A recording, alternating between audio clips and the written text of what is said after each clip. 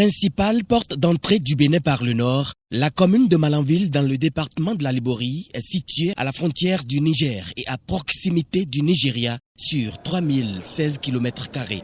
La liesse à l'accueil du chef de l'État ce jour traduit l'acceptation des populations des actes concrets induits par les réformes audacieuses engagées depuis 2016. Cette commune de près de 200 000 habitants a également été impactée. Au niveau de la commune de Malanville, nous avons le stade omnisport qui est actuellement en construction pour tenir compte des normes internationales et cela fait la fierté de notre commune.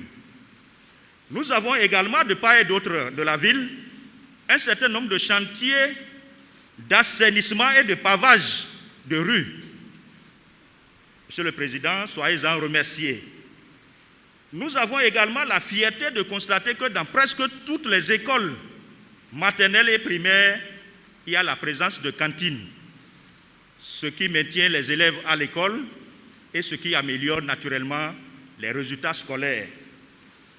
Monsieur le Président, la liste de vos réalisations est longue. Cette reconnaissance de Malanville fait également partie du point de cheminement commun fait par Patrice Talon depuis 2016 avec son peuple. Est-ce qu'on n'a pas l'impression, est-ce qu'on ne voit pas que tout le pays est en chantier? Aujourd'hui, plus de 70% des Béninois ont accès à l'eau potable. Ici à Malanville et dans les environs, la situation ne s'est pas beaucoup améliorée, mais elle s'est quand même améliorée. Et si tout va bien, d'ici 2 ans, nous aurons réussi ensemble à satisfaire les besoins de plus de 90% de nos concitoyens. Nous produisons sur notre territoire presque 60% de nos besoins en énergie.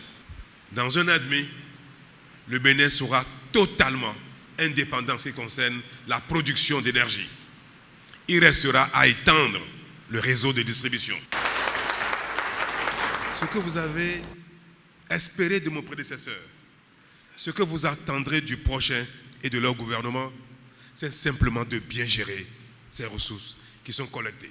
C'est d'amener chacun à faire correctement son travail. C'est de permettre que l'un ne vole pas l'autre.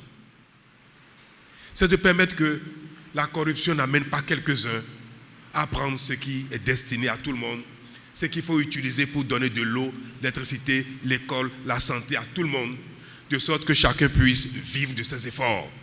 L'élevage, l'agriculture et le commerce sont les principales activités auxquelles s'adonnent les filles et fils des 5 arrondissements, 50 villages et 8 quartiers de ville de Malanville. Au nombre de leurs doléances figure un programme spécial d'assainissement urbain, une autoroute à double sens, la route Guéné-Karimama, une digue de protection, l'aménagement de la vallée, un centre de santé de référence, des infrastructures scolaires et autres. Au niveau de l'éducation, nous avons des années scolaires apaisées et sans grève, grâce à vous.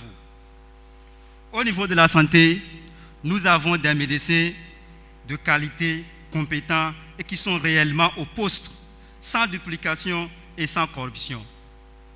C'est grâce à vous que la lutte contre les faux médicaments s'est soldée sur une victoire. Nous ne savons comment vous présenter nos sincères remerciements pour tout ce que vous faites pour ce pays. Aujourd'hui, je peux dire, de Cotonou jusqu'à hauteur de Parakou, la route est en chantier. Aujourd'hui, maintenant, c'est déjà livré jusqu'à hauteur de Touy. C'est un grand soulagement pour nous, les transporteurs.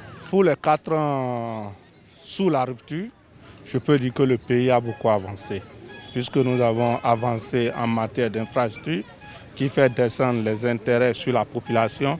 Et au niveau du développement, nous nous voyons sur le plan mondial monter. Pour les 4 ans, elle est appréciable. Donc pour les 5 ans, les 10 ans, ça serait plus qu'appréciable. On a trouvé stade, on est en train de trouver pavé, tout encore. Avant là, si tu vas aller à Cotonou, c'est problème.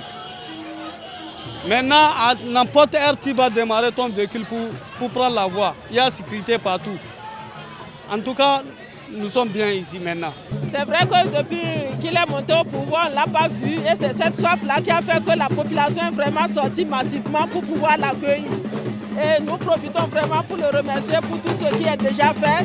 Et les promesses qu'il a eu à donner à cette population, nous vraiment vraiment nous l'encourageons. Je vous rassure que nous soutenons vraiment le président, son Excellence Patrice Talon. Le président Patrice Talon a invité les participants à être les porte-voix de cette importante séance de reddition de comptes, une indication certaine de sa bonne gouvernance.